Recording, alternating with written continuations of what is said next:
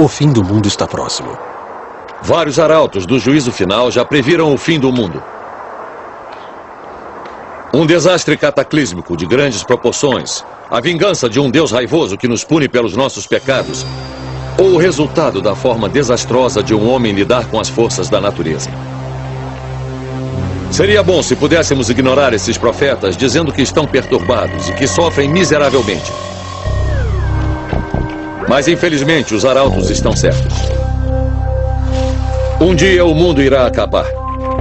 Não é uma questão de ser, e sim de quando e como. Bem-vindos, curiosos amigos, aos últimos estertores do desastre.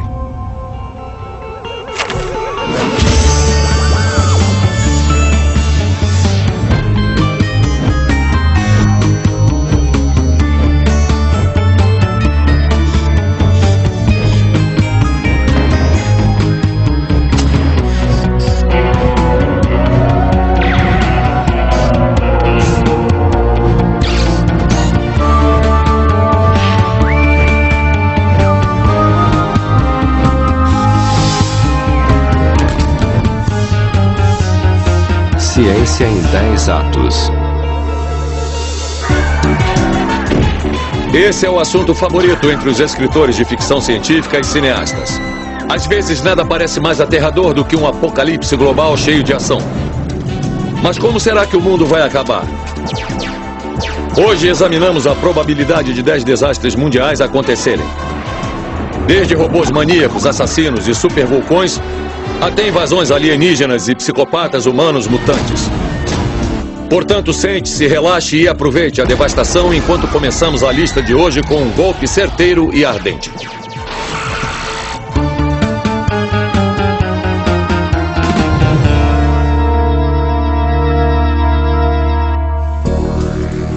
A Terra é regularmente atingida por resíduos cósmicos.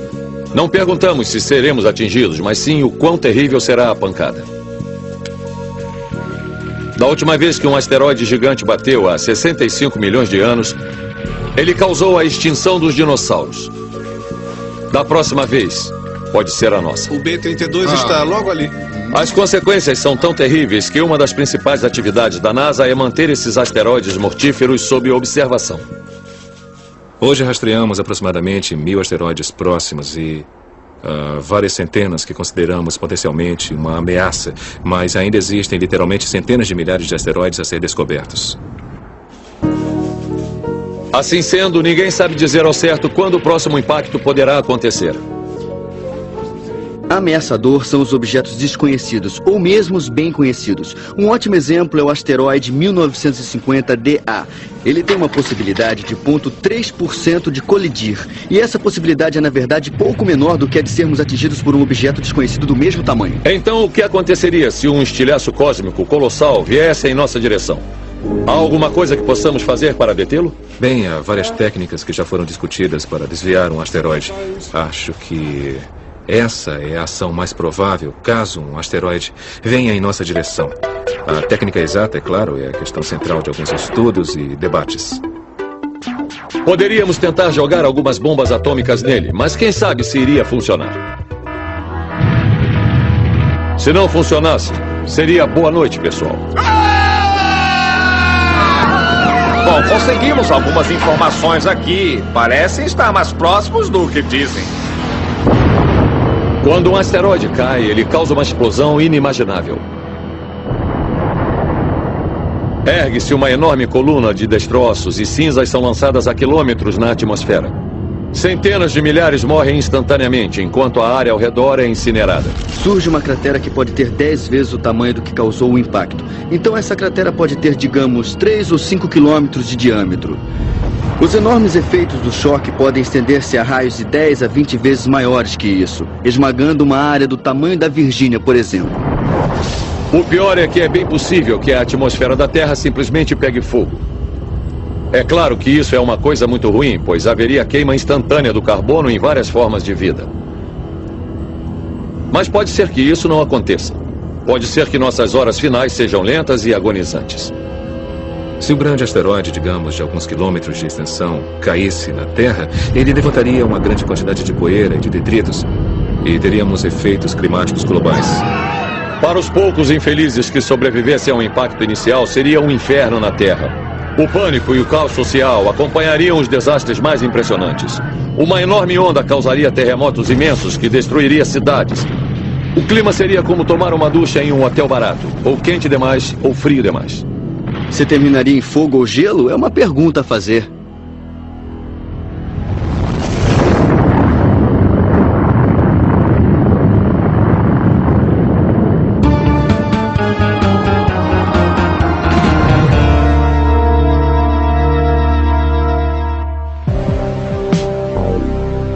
Outro tema favorito da ficção científica é que a humanidade será vítima de exércitos formados por terríveis robôs psicopatas. Destituídos de emoções e moral e armados até os dentes com armas mortais e raios fulminantes futuristas, estes maníacos de metal rapidamente farão carne moída de seus criadores humanos. Mas será que isso é uma probabilidade realista? O que os cientistas estão fazendo de realmente revolucionário nas áreas de robótica e inteligência artificial? Não, este não é um temível androide homicida. É o Toddler, uma criação dos pesquisadores do MIT. Pode não ser muito bonito, mas ao contrário de seus companheiros robóticos, esse carinha consegue, na verdade, sentir seu ambiente. E ele ensina a andar. Eu me interesso pelo modo como os humanos aprenderam a andar. Estamos construindo uma máquina que parece e anda como um humano.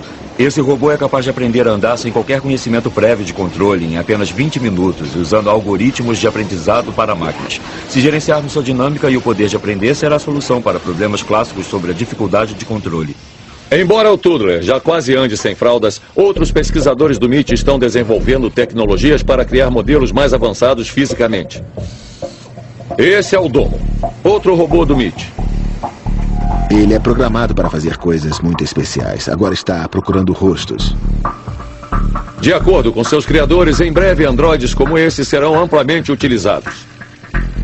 Daqui a 20 anos poderá ser muito comum ter robôs entre nós. Então precisamos descobrir qual será a nossa relação com eles. Relação com robôs? Eu sou estranho. Pode parecer forçado, mas não podemos esquecer que os robôs já estão entre nós. Os robôs tocam música, jogam tênis, servem comida, constroem carros, realizam operações, navegam no espaço sideral, exploram Marte, lutam guerras. Para alguns cientistas já está acontecendo. Olá, professor Warwick. Kevin Warwick, professor de robótica da Universidade de Reading, decidiu partir para o outro lado. Ele decidiu se tornar um deles. A principal inspiração é o que a inteligência das máquinas tem a oferecer. E dizemos, eu quero um pouco disso. Eu fiz um implante, o primeiro desse tipo. O que aconteceu foi que ele interagiu com um computador do meu edifício. Rapidamente, eu o considerei parte de mim. Naquela época, minha mulher ficou preocupada. Ela sentiu que havia 3 pessoas no casamento. E talvez ela tivesse razão para ficar preocupada. Há um enorme mercado em potencial para robôs do tipo humanoide para ajudar nas tarefas de casa, desde que o robô seja um pouco subserviente. E aí está a questão. Quando os robôs ficarem mais espertos, será que se satisfarão em continuar a ser escravos de seus donos humanos? Ripley, o que há de mais moderno na inteligência artificial, consegue ouvir, ver, lembrar-se do passado e até entender instruções verbais. Olhe para a mesa. Não posso, por 2 razões. Olhe para a mesa. Bem, mais ou menos. Então, quem está no comando? Geralmente as pessoas pensam nos robôs como máquinas autônomas que têm sua própria mente, própria vontade, capacidade de agir. E então, o que é um piloto automático? Onde ele se insere? Até doutores e pacientes põem a responsabilidade sobre as máquinas. Então, o que o Ripley pensa disso tudo? Vocês todos vão morrer. Ok, pessoal, este aqui é o Robbie. Robbie é um robô doméstico de primeira geração. Pode ser que até em nossas casas não estejamos a salvo da próxima geração de androides. Ok, ele é capaz de várias funções dentro de casa. Como vocês podem ver, eu o fiz maior nos ombros e menor na cintura. Não concordam que ele é uma gracinha? Tudo bem, eu controlo o Rob com meu joystick. Rob, querido, você está prontinho, meu amor? Dê tchau para eles. Vamos! Logo, nenhuma casa estará completa sem ter seu próprio robô de ajuda. Projetado para aliviar o peso das tarefas domésticas mais repetitivas. Antes de uma demonstração, alguma pergunta? Sim, doutor. Qual o tamanho do fusível para dar vida à sua criação? Bom, eu usei o fusível de 13 amperes porque valorizamos muito a segurança. Ok, quer se mover em direção à mesa, Rob? Mova-se, Rob, vire-se, Rob. Mova-se, Rob, vai em frente, Rob, vire-se, Rob. Desde cortar a grama, passar aspirador, até fazer um bolo. Farinha na tigela. Muito bem, Rob. Esses corpos de cachorro doméstico metálicos serão mais rápidos, mais eficientes e incapazes de cometer um erro humano. Vamos colocar leite na tigela, Rob. Colocar o leite na tigela. Muito bem, agora umas passas, Rob. Tá bom. Passas dentro. Misture, Rob. Temos que reconhecer, eles serão simplesmente muito mais metódicos e confiáveis do que nós. E como o poder dos microchips continua a duplicar a cada 2 anos, logo eles serão mais espertos do que nós. Tá bem, agora pode parar, Rob. E o que acontecerá? Rob, eu pedi para você parar, não faça isso, Rob, por favor, pare. O que está fazendo? Não, Rob, o que acontecerá quando androides superinteligentes decidirem que eles finalmente se cansaram de receber ordens de seus mestres humanos de cabeça fraca? Rob, por favor, o que está fazendo? O que acontecerá quando os robôs se tornarem maus? Não, Rob! O que pensa que está fazendo? Não faça isso comigo, não, Rob, por favor, não! Será o fim de nossa civilização. Uma vez livres, não haverá poder na Terra capaz de nos salvar desses robôs homicidas e mortíferos. Francamente, um robô que aprende, ou seja, que é autônomo, pode ser perigoso. Eu acho que é muita irresponsabilidade dizer, bom, funcionou até agora, ainda não vimos um robô que mutou e que saiu por aí matando as pessoas. Ou seja, isso simplesmente não vai acontecer. Seria um pesadelo. Sem ligar para emoções como culpa e amor, nada deteria esses maníacos mecânicos. Quando eles saíssem por aí para exterminar toda a vida humana, eles não sentiriam nenhum remorso. Nenhuma moral os deteria. Não haveria nada para guiar esses monstros metálicos, exceto uma lógica severa de completa dominação do mundo. Certamente eu não vou estar entre os humanos que sobrarem. Eu vou estar naquele grupo dos ciborgues. Ah, muito legal. De que lado você está, Kevin? Com esse tipo de atitude, é melhor fazermos amizade com a máquina de lavar pratos antes que seja tarde.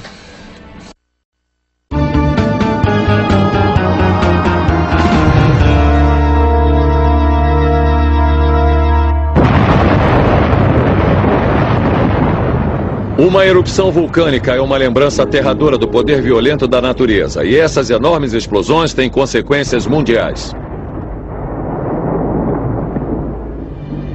Quando o Monte Tambora explodiu na Indonésia em 1815, ele lançou tantas cinzas na atmosfera que mudou o clima da Terra.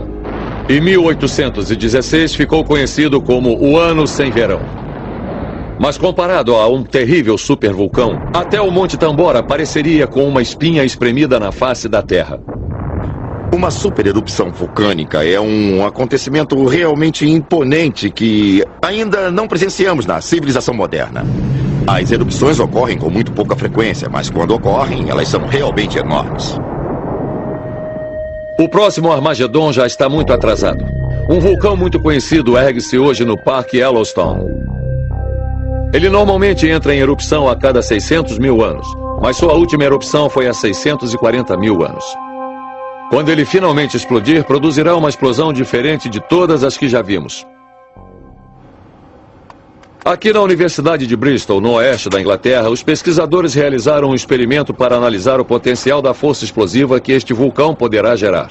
O magma é armazenado na crosta da Terra em temperaturas que beiram 1000 graus Celsius e a pressão é de várias centenas de atmosferas nas profundidades em que o magma é armazenado. Eles usam pinhões com magma. E a acetona representa o gás que ele contém. Essa mistura é colocada no tubo e presa a um ambiente sob vácuo. Nós descomprimimos o material muito rapidamente. Isso faz com que os gases dissolvidos evaporem da solução de forma muito rápida. Exatamente da mesma forma que acontece em uma explosão numa erupção vulcânica. Veja o que acontece. De repente ele explode. E espere uma coluna de material espumoso no tubo. Essa solução se arrebenta como as rochas vulcânicas durante uma erupção. Agora tente fazer isso em escala global. Não dá. Será a maior e mais barulhenta explosão da história da humanidade. Enormes rios de lava incinerarão a vida humana a centenas de quilômetros de distância. Muitos mais irão sucumbir a esta mistura mortal de cinzas incandescentes e gases superaquecidos. A cinza é venenosa para os humanos e para os animais. Ela mata a vegetação ao aderir à superfície das plantas. E como se não fosse o suficiente um só supervulcão, quando um explode, todos explodem. Na desolação que sobrará, as crateras continuarão a expelir vapores venenosos e gases tóxicos para a estratosfera da Terra. Sabemos que erupções como a do Krakatoa em 1883 causaram mudanças muito severas do clima. Então, se tivermos uma erupção 100 vezes maior que essas erupções, cobrindo áreas do tamanho de um continente, com uma camada grossa de cinzas vulcânicas, é razoável supor que os efeitos serão de fato muito severos. Tão severos que alguns cientistas acreditam que acabarão com toda a vida sobre o mundo. Há provas de que já houve períodos de enormes erupções de lava no passado da história da Terra, o que poluiu o planeta com muitos gases vulcânicos. Eles coincidem com alguns dos maiores acontecimentos de extinção em massa da história da Terra. Assim, alguns cientistas acreditam que há uma ligação entre grandes erupções de lava e extinções. Lembre-se, não é uma questão de se, mas de quando.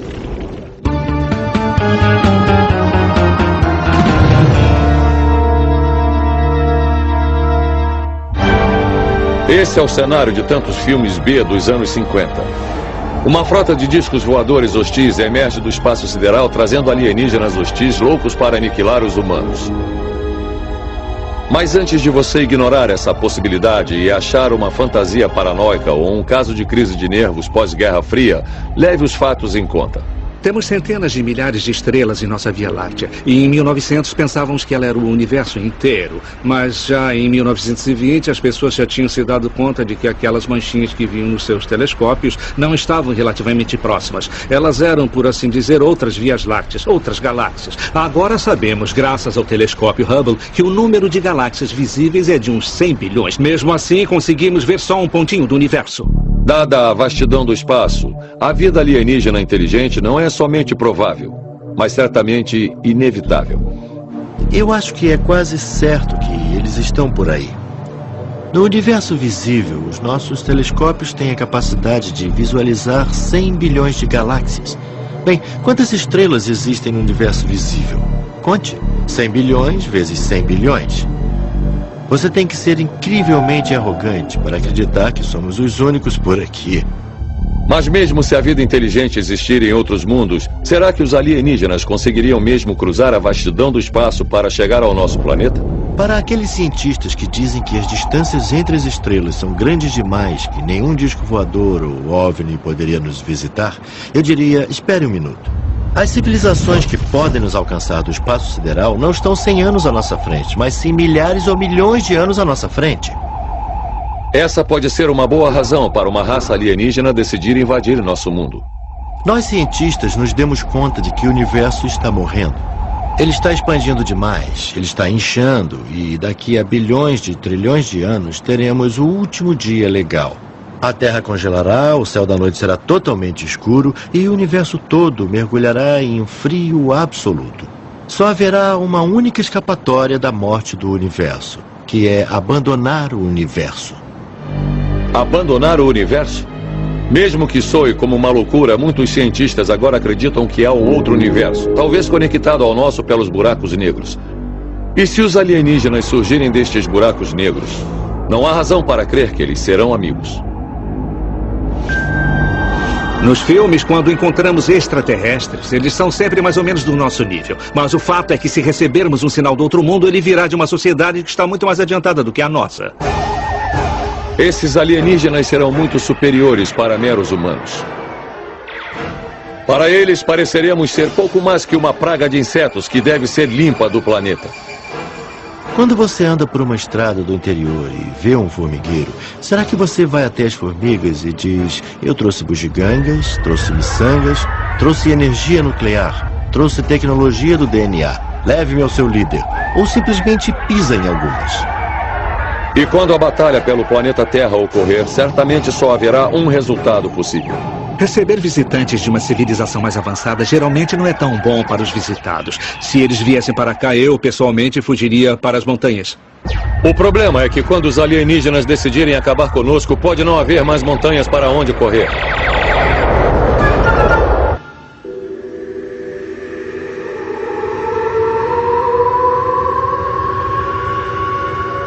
Embora a ameaça de invasão alienígena pareça improvável, nosso próximo apocalipse pode estar muito mais perto. Fique abrigado, que o frio está chegando.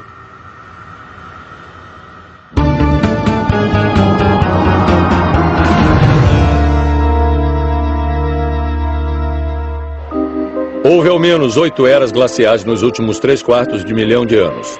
E era glacial quer dizer não apenas um tempinho meio frio. A próxima pode chegar a qualquer hora. Surpreendentemente, alguns dizem que ela pode até ser desencadeada pelo aquecimento global. As calotas polares árticas estão derretendo hoje, tornando o Atlântico Norte menos salgado. Isso pode ter consequências seríssimas nas grandes correntes dos maiores oceanos do mundo. Os oceanos absorvem calor nos trópicos e as correntes oceânicas transportam esse calor para o norte e para o sul, a grandes latitudes. Para a atmosfera. Isso mantém a atmosfera mais quente em grandes latitudes. Se o Atlântico Norte tornar-se menos salgado, ele impedirá a chamada Grande Cadeia Oceânica, ou Corrente do Golfo, que é empurrada pelo movimento de circulação de água salgada densa para baixo. Há uma possibilidade, porque sabemos que isso aconteceu no passado, de que a circulação de fato pare completamente em um período bastante curto, talvez nos próximos 10 ou 20 anos. Isso, é claro, causaria uma mudança repentina e dramática no clima, com consequências terríveis. Pode imaginar o mundo se adaptando ao esperado aquecimento global e, de repente, a mudança do clima ocorrendo em direção oposta? O impacto dessa mudança seria substancial. Substancial mesmo. Isso causaria o congelamento de uma grande parte do hemisfério norte e ficaria assim de 70 a 100 mil anos. Perderíamos colheitas. Depois toda a megafauna morreria.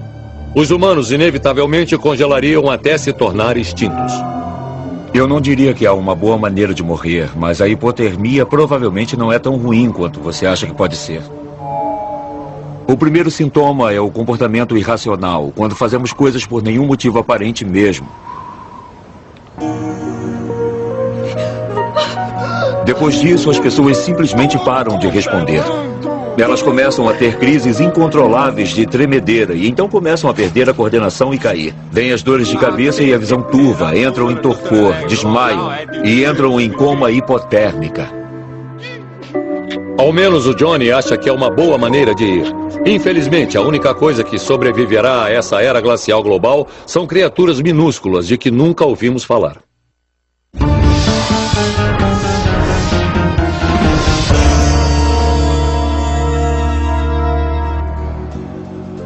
Em uma famosa palestra em 1959, Richard Feynman, um físico ganhador do Prêmio Nobel, previu que um dia os cientistas seriam capazes de criar máquinas microscópicas a partir de um único átomo.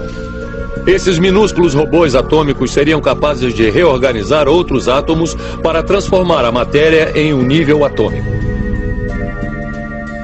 31 anos depois, uma equipe de pesquisadores deu o primeiro passo para realizar esse objetivo quando ganhou um prêmio Nobel por escrever em IBM.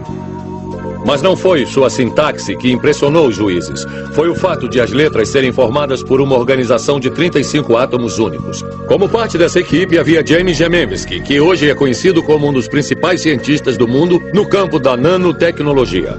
Sua base é uma completa mudança de filosofia.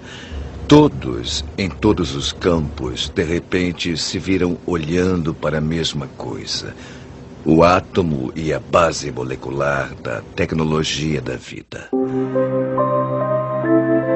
Isso exige grande dedicação e você tem quase que viver dentro dessa coisa pequena, essa coisa minúscula que você nunca vê, e isso te deixa louco. Através da nanotecnologia, os cientistas serão capazes de reinventar a natureza completamente, de maneiras e em proporções nunca vistas antes. Sabe, eu tenho um sonho nanotecnológico. É uma nuvem.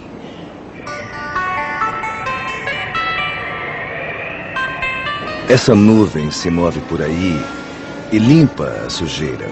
O monóxido de carbono, ela poderia ser movida à luz do sol, mas a nuvem também poderia ir a algum lugar e chover onde você precisa que chova. E poderia ir até um lago e pegar mais água. Então eu não acho que devamos sempre pensar pequeno na nanotecnologia. Deveríamos pensar grande.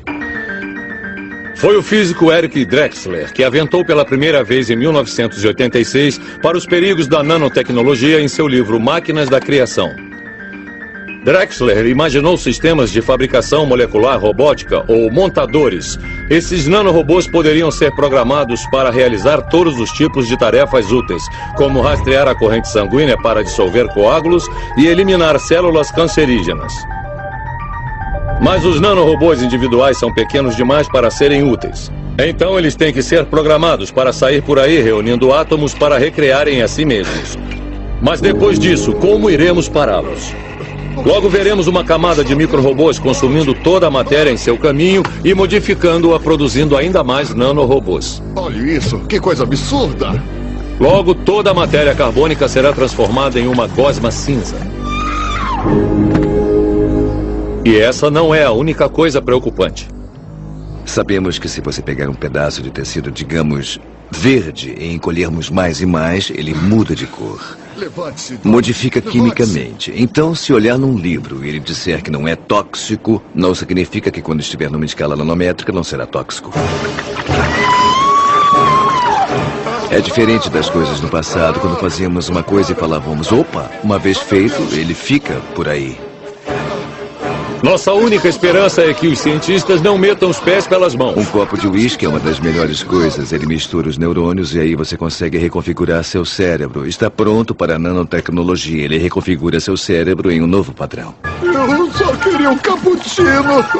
Meu Deus.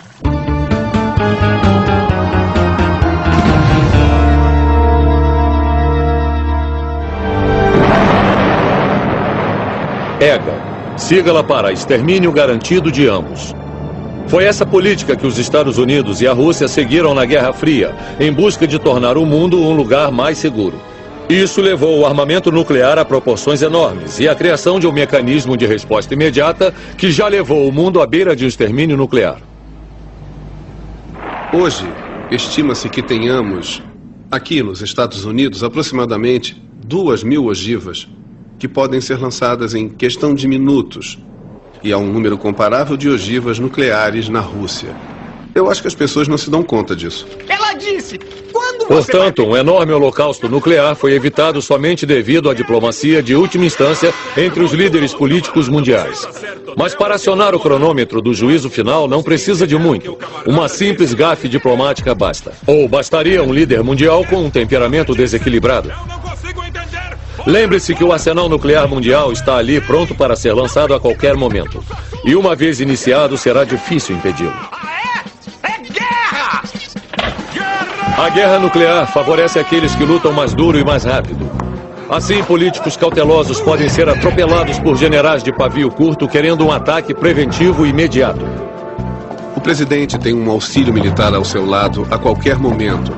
E eles carregam uma mala chamada de futebol nuclear. Ela tem vários planos de guerra nuclear, mas o fato é que o presidente não é quem faz esse tipo de exercícios. Então, no fundo, os comandantes militares é que estarão dando as cartas, então. Exercícios de sobrevivência. A guerra foi lançada. Nos bunkers, os encarregados da execução dos planos de guerra estarão sujeitos a pressões inimagináveis. Já tivemos um número inestimável de leituras falsas de radar. Às vezes podem ser causadas por um bando de gansos e o comandante do sistema só tem alguns minutos para tomar essa decisão e determinar se é um alarme falso ou uma verdadeira ameaça. Há medo, porque o tempo fica tão pequeno e se não conseguirmos entrar em contato por telefone por alguma razão, poderíamos supor o pior. Nós dizemos, bem, eles não querem falar com a gente, então talvez tenham começado a atacar mesmo. Quem sabe o que a pressão pode fazer à mente de um homem? Provavelmente ele enlouqueceria de uma vez por todas. Minha mãe. Vamos morrer! Ai, meu Deus! Com cada explosão aérea atômica, a necessidade de reação aumenta rapidamente. Um momento de hesitação pode significar a perda de capacidade de contra-atacar. Em uma situação dessas, é certamente melhor prevenir do que remediar. Ih, minha caneta caiu! Aqueles que sobrevivessem em bunkers nucleares eventualmente presenciariam um novo mundo terrível. Uma enorme nuvem de escombros radioativos bloquearia o Sol e chuva ácida cairia em toda a Terra. Em poucos dias, com todos esses farrapos sendo forçados a entrar na atmosfera, nós veríamos os efeitos do inverno nuclear em todo o mundo durante semanas, meses. Duraria muitos anos. Eu não quero assustar as pessoas, eu não quero fazer as pessoas ficarem paranoicas, mas eu estou tentando fazer o que eu posso para convencer o governo dos Estados Unidos e o da Rússia a relaxar diante dessa situação tão tensa.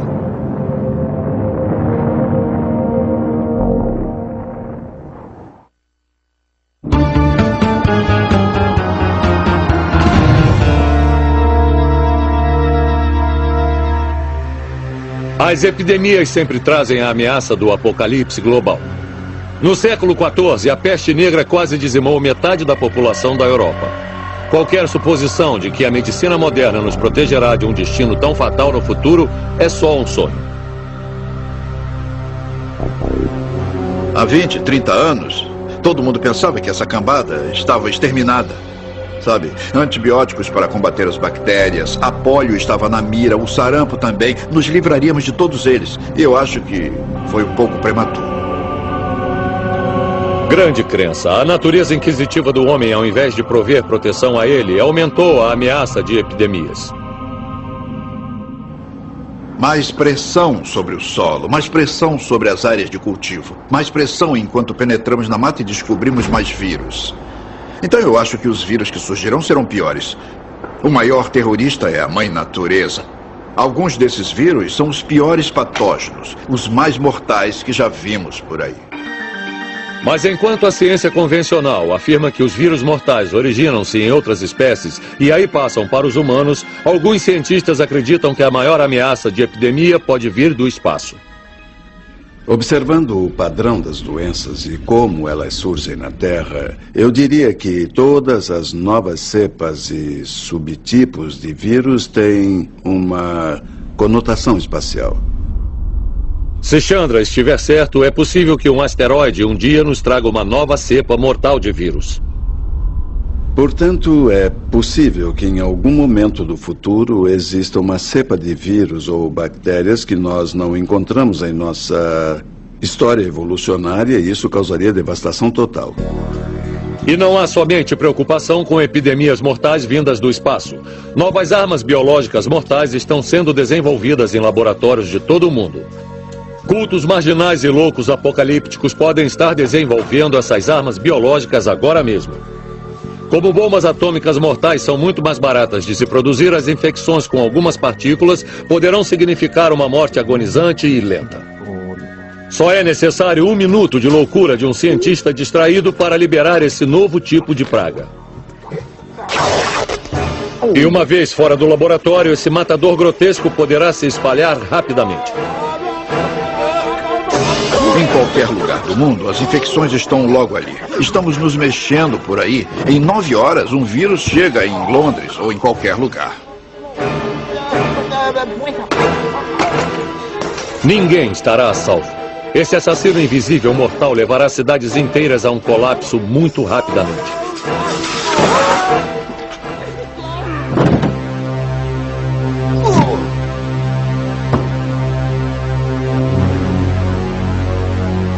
Há duas características de um vírus que observamos. A primeira é qual é o período de incubação. Ele é o tempo entre pegar a infecção e os sintomas começarem a aparecer. A outra coisa que observamos é chamada de número reprodutivo. Esse número é basicamente quantas pessoas ficarão infectadas por uma pessoa com aquele vírus. Se o número reprodutivo é alto e um curto período de incubação, então temos um problema nas mãos. Essa praga monstruosa nos trará a morte em uma escala sem precedentes. A economia entrará em colapso, o sistema médico não dará conta e ninguém escapará de uma morte horrenda.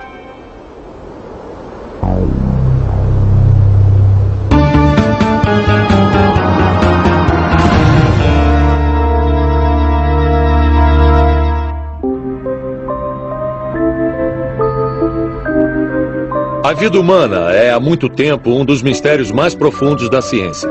A fusão do óvulo e do espermatozoide dá origem a uma nova vida. A vida determinada pela natureza e suas regras. Mas não por muito tempo. Eu não tenho dúvidas de que a engenharia genética sobre seres humanos acontecerá. A tecnologia é boa demais e as pessoas são instintivamente levadas a ajudar suas crianças e dar vantagens a seus filhos.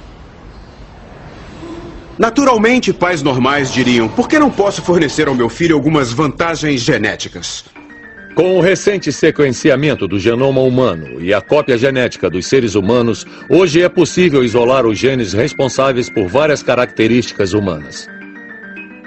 A tentação está em começar o processo de engenharia da nossa própria evolução futura. Todos os genes em um único organismo vivo na Terra são feitos de DNA. Se você puder dar a um rato um gene de uma água viva, que faça com que o rato brilhe no escuro, poderá fazer o mesmo com um bebê humano, embora eu não esteja dizendo que isso deva ser feito. É enlouquecedor para a mente dizer que qualquer propriedade biológica existente em qualquer lugar do mundo, em qualquer organismo, possa ser introduzida em um ser humano. Isso é muito incrível, fantástico. Os cientistas têm parte da culpa por sua falta de conhecimento, porque eles sempre querem ficar bem quietos. Eles têm medo que as pessoas entendam onde essa tecnologia poderia chegar e que elas realmente enlouqueçam. Nenhum cientista acadêmico racional admitiria desejar encontrar genes que serão úteis para a evolução. E, no entanto, isso vai acontecer como um subproduto do projeto Genoma Humano. Daí a questão se torna: quando tivermos o conhecimento, as pessoas utilizarão isto? Há muitos benefícios em potencial, como proteger as pessoas de doenças genéticas herdadas. Mas isso não para por aqui. Se você for passo a passo através desse processo, estará basicamente replicando a evolução, mas estará fazendo isso 1 milhão de vezes mais rápido. Sabemos muito mais sobre genes, por exemplo, que determinam atributos físicos.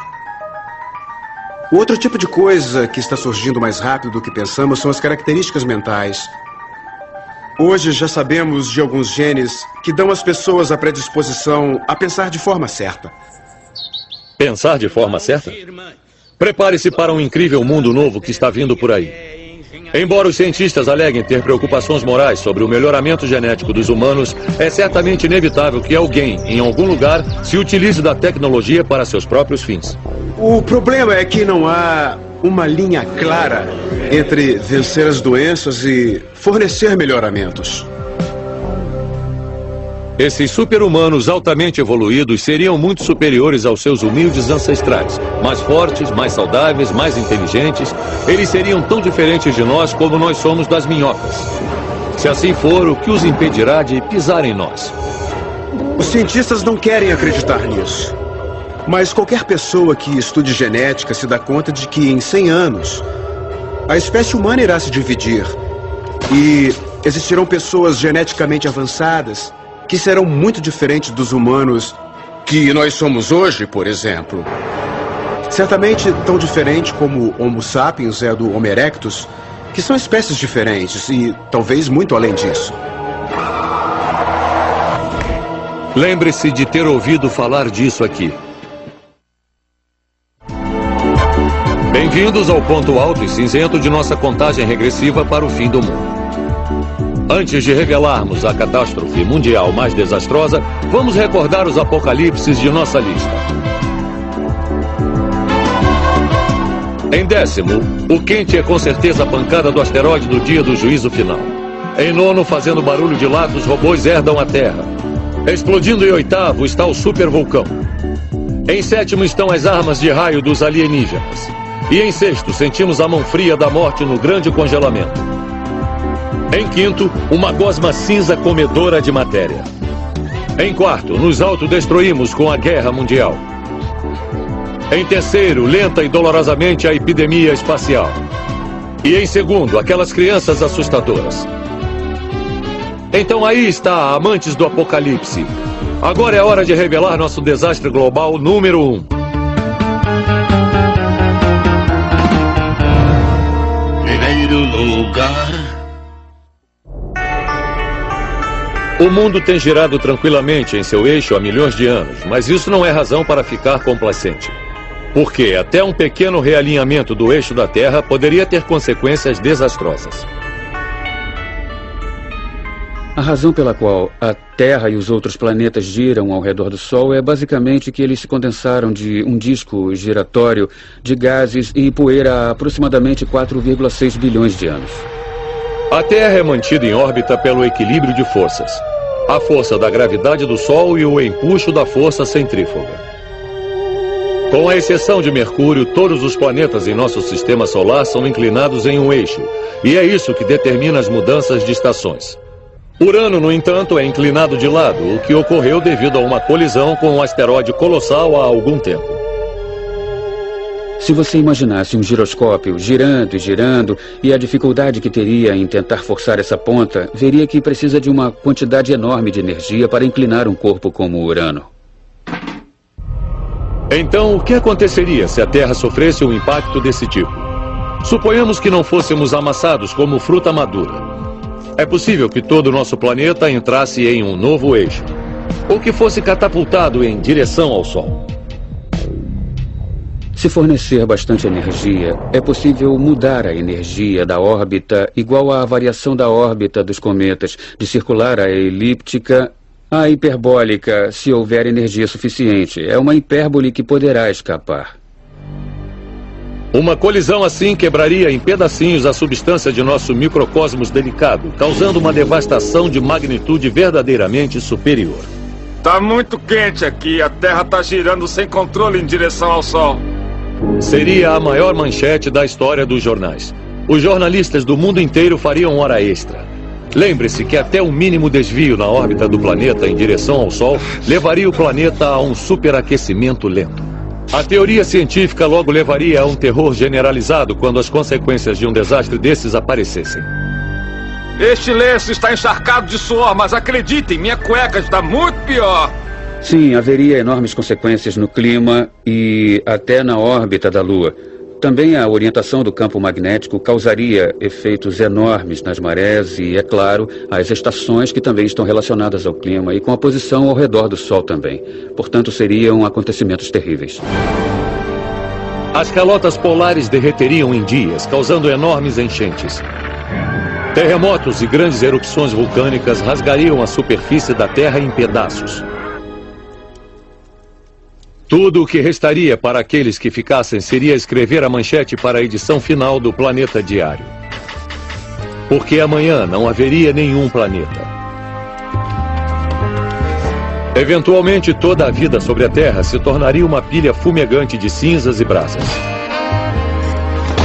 O cosmos, como o conhecemos, seria reduzido novamente a uma massa amorfa de matéria acidental. E após isso já não haveria mais nada. Zero. Nulo. E o triste final de um lindo experimento.